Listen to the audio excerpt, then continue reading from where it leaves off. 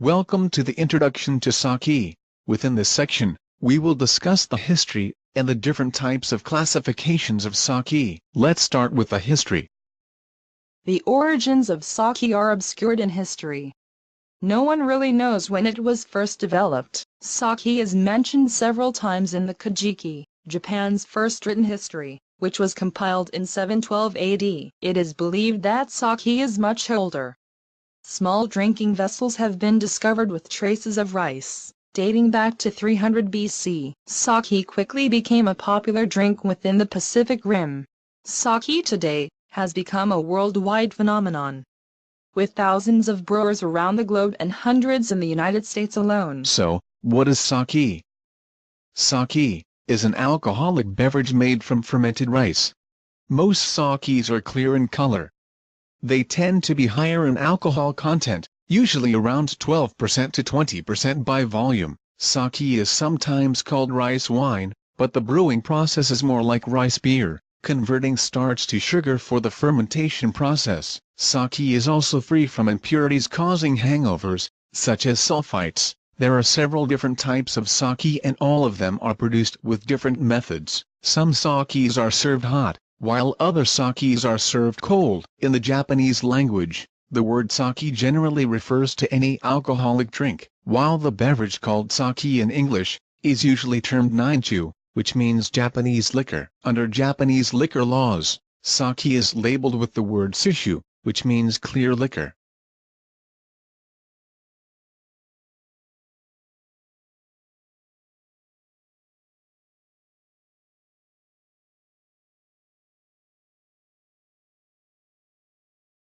So, what are you going to get tonight? Oh, I don't know. I think maybe a chocolate martini. Hello, my name is Jean-Luc. I will be your waiter. What may I start off your night with? I think I would like a chocolate martini. Excellent choice, madam. And for you, sir? Do you guys have any cold beer? But of course, all of our beer is cold. You know what, I will take a Cuba Libre instead. Fantastic. I will be right back with your drinks. How did Jean-Luc do? Did he do a good job of serving this table? Personally, I think Jean-Luc has a great presence at the table. He interacted well with his guests, but he is not much of a server. He is more of an order taker. The difference between a server and an order taker is pretty simple. You see, an order taker will listen to the guest and communicate effectively to expedite their order efficiently. A server does this too. But a server has one more step. A server evaluates the drinks being ordered, and suggests items for the guest, such as, when the chocolate martini was ordered, Jean-Luc should have asked what type of vodka she would prefer to use, or when the Cuba Libre was ordered, Jean-Luc should have asked what type of rum the guest would like. Let's take a look at this again, and watch Jean-Luc use the proper procedure. Hello, my name is Jean-Luc. I will be your waiter. What may I start off your night with? I think I would like a chocolate martini. Excellent choice. What type of vodka do you prefer? I guess I will have Grey Goose. Fantastic. And how about for you, sir? Do you have any cold beer here? But of course, all of our beers are cold. You know what, I will take a Cuba Libre. Perfect. What type of rum would you care for? I am mixing it, so nothing special, whatever the one is. Very well. I will be right back with your drinks. So, let's take a look at the difference between the first two transactions. On the first transaction, the order was a chocolate martini and a Cuba Libre. Let's say a chocolate martini is $9 and a Cuba Libre is $6. That makes a total of $15 for the transaction. Now let's look at transaction 2.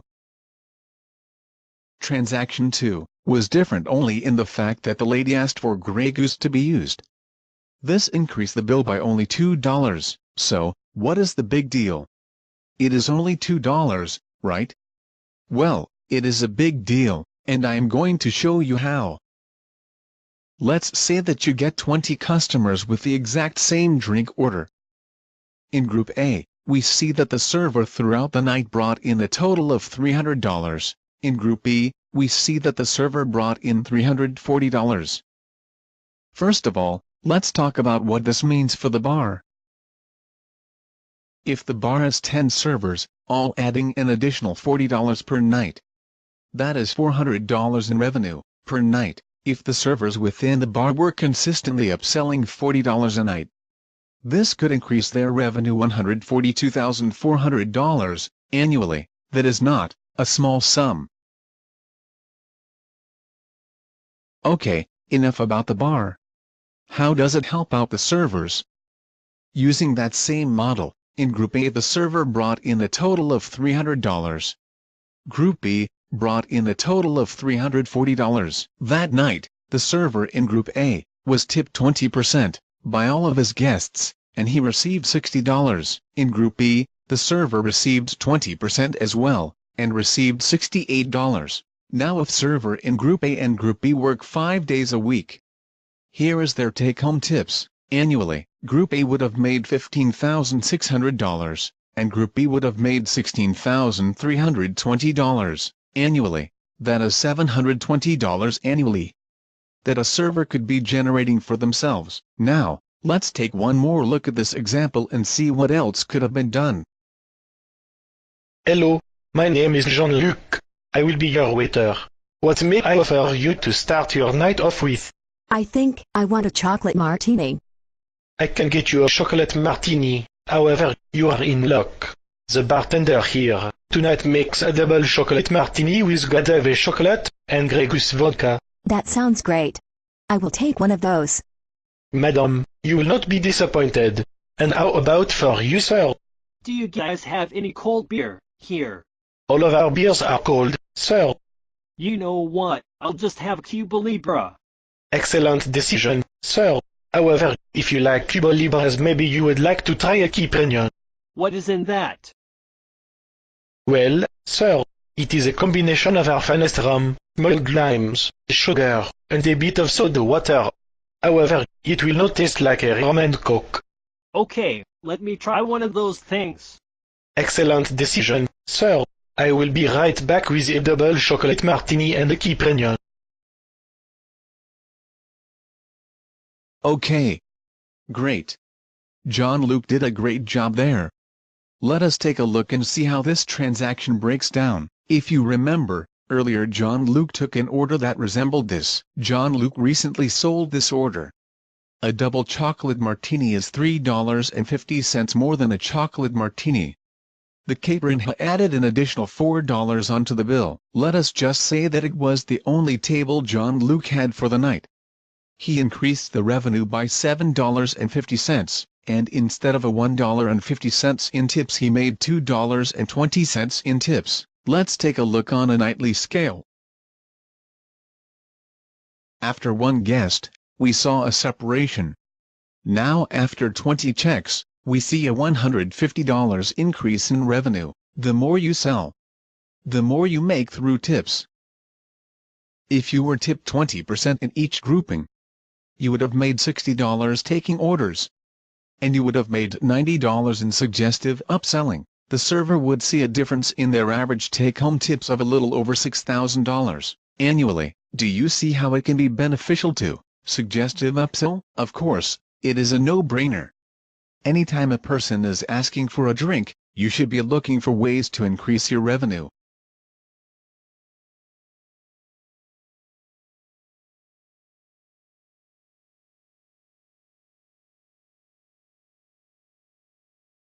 I am sure that you have heard your manager or managers talking about upselling. So what exactly is upselling? Upselling is the art of selling a guest a more expensive version of something they want. There are two different types of upselling. The bold and direct approach. For example, if someone orders a vodka martini, the direct approach would be, "Would you like that with Grey Goose or Ketel One vodka?" This is easy. You are not suggesting your highest priced liquor, but you are also not offering your well liquor either, and you should find suitable alcohols to suggest to your clients. You will almost become a representative for these brands. Every time a vodka martini is asked for, these brands should be the first thing that pops out of your mouth. The second type of upselling is called indirect or suggestive upselling. This type of upselling occurs when a person asks for a drink, but you want to upsell the person to a more expensive version. For example, a guest asks for a Cosmopolitan. An indirect method would be, have you ever tried a Metropolitan? At most bars this drink is $1 more. Indirect method is an easy way to inform and suggest at the same time. Here are some of the rules of upselling. Number 1 is always offer premium brands when guests order a cocktail, without a specific alcohol of choice. That means that you need to study and know what alcohols are behind the bar. You need to know what goes into different cocktails, so, if asked for a sex on the beach, you are not offering the guest a higher premium alcohol that does not go in the drink. You should always know when your customers are ready for another drink, which brings us to number 2, ask for another round, not when they need it, but before they realize they are almost finished with the one they are currently on. People are drawn to drinking, if asked. But when they are not asked, they tend to nurse the drink longer. The final rule is, make it about them. This is all about them. Selling them something they do not want is a terrible idea. Ask questions. Ask your guests what they usually drink or what flavors they like. Don't suggest something that you like. Keep in mind that they may not be looking for something that you like to drink. They are looking for something they want to drink. Upselling in different types of bars is a useful tool. The first type of restaurant we will discuss is a wine bar. Wine bars typically have a good mix of bottles, half bottles, and by the glass wines. Wine bars are great places to upsell because people are always willing to try something new, or even take suggestions. Here are some quick tips for upselling at wine bars and restaurants. If 2 guests order the same glass of wine, offer them a bottle or half bottle instead. You can also upsell to people, if you are familiar with pairing. Let's say 2 guests are drinking a white wine and then, their entree is about to come out of the kitchen. Having a knowledge of what they ordered and what pairs well with that meal type, you could suggest getting them a bottle that pairs better with the meal. Pairing is a great tool in upselling because if a wine is paired well with the food, the wine is consumed faster. Anytime you can sell sparkling wine, you should. Sparkling wine is consumed faster than any other styles of wine. Now, let us talk about upselling spirits. Spirits, in my opinion, are the easiest alcohol to upsell. Typically, when a person orders a cocktail, they do not ask for any spirit involved. For example, I will take a Cosmo. Or I will have a slow gin fizz. When someone orders a cocktail without asking for a specific spirit brand, the beverage server should always attempt an upsell. I will have a vodka cranberry. Would you like Ketel One or Grey Goose vodka? I didn't even offer the guest our well brand. I offer 2 premium brands. 90% of the time, the guest will go with what they know. Ketel One is fine. Now, there are some people who will ask, what is your well? These people are pretty savvy and are not looking to be upsold. At this point, you should let the guest know what the well is, and then let them make up their mind. However, upselling spirits requires that a beverage professional needs to know a great deal of cocktails and their ingredients. I will give you another example. I would like a martini. Would you care for Beefeaters or Bombay Sapphire Gin? Neither. I wanted a vodka martini. Oh, well in that case, would you care for Grey Goose or Ketel One? I will have Grey Goose. You see, cocktails have a specific set of ingredients for each cocktail. However, some cocktails change throughout the years. The final type of upsell is beer. Beer can be the most difficult upsell there is. Most people stick to their same brand of beer, and rarely do they stray from it. Other people like to jump around from beer to beer. If a guest is interested in knowing what types of beers you offer, this is a person who likes variety. You may want to ask a few questions before rattling off the entire beer menu. You can ask questions like, what beer do you typically drink, or what type of beer are you looking for? Every bar has different options when it comes to beer. Listen to your guest's request and then see what options you have for your guest. Craft beers are the biggest upsells when it comes to beer. So if someone is used to drinking an American lager, maybe you could suggest a craft beer equivalent. Let us give you a quick example. What types of beer do you have? What type of beer are you looking for? I usually drink Bud Light. I have a great craft beer that is made to replicate American light lagers. Would you like to try that? Sure. Here are some final rules to upselling. First of all, know your clients. Which means, pay attention. Do not suggest things that someone doesn't want. If I walk in and ask for a beer menu, you should not say we have great margaritas. Instead, identify what the guest is looking for, and suggest options that are similar in flavor and taste. Next, start a conversation. The guest will initially give you a clue as to what they are looking for. A guest should never hear the word, no. Instead, say, have you ever tried this? This is a great method to building a relationship with your guest. If the guest is interested, they will ask more questions. If not, they will look for another option. A conversation can also hide the fact that you are attempting to upsell them, and at the same time, increase your tip. Next, you want to elaborate as to why the product is beneficial to the guest. Start with the similarities, then move to the differences in which makes it better. When attempting to upsell a guest, you need to watch their cues to see if they are receptive to your suggestions. Never push the issue. If a guest is non-receptive to your upselling attempt, simply allow the guest to order. Let's walk through the whole process. Hello. What may I offer you today? I will have a martini. Great.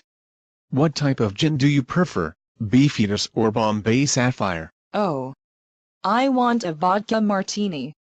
Do you have Smirnoff? I do not have Smirnoff, but I do have a French vodka called Ciroc. Smirnoff is pretty smooth because it has been triple distilled.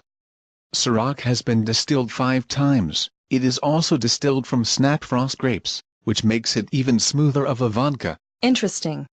I did not know vodka could be distilled from grapes. Did you see what happened there? She started off asking for a martini. So I offered traditional martini liquors. Then she informed me she wanted a vodka martini and that she likes Smirnoff. I used these clues to suggest another product that we did have. I explained the similarities and then I offered her some reasons as to why it was a more superior product. This fed on her curiosity, and then she made a statement about grapes as the ingredient in vodka. Now, I built a relationship with the guest, and she is starting to trust the things that I tell her. If I continued to explain more about vodka with her, the dialogue that I put forth will typically increase my tip. Building a trust between the guest and you will increase the revenue of the bar.